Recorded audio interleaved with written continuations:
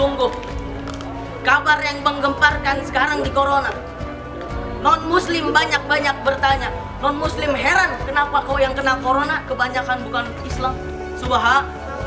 Bahkan di Cina ada orang non muslim yang ikut ke masjid, ikut sholat, padahal dia belum ucap syahadat dan tidak tahu bagaimana tata cara sholat.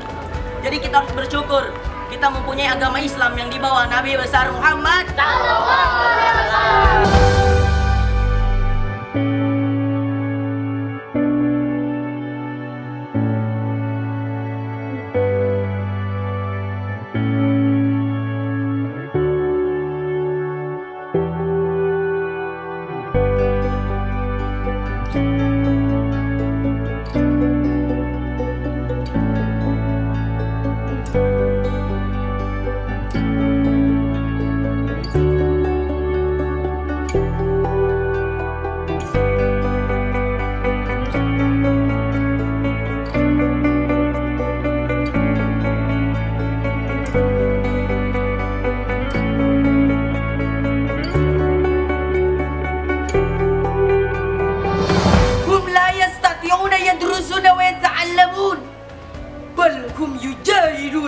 ولا يتعبون فيا ربنا فيا ربنا فيا ربنا اللهم باركهم يا رب.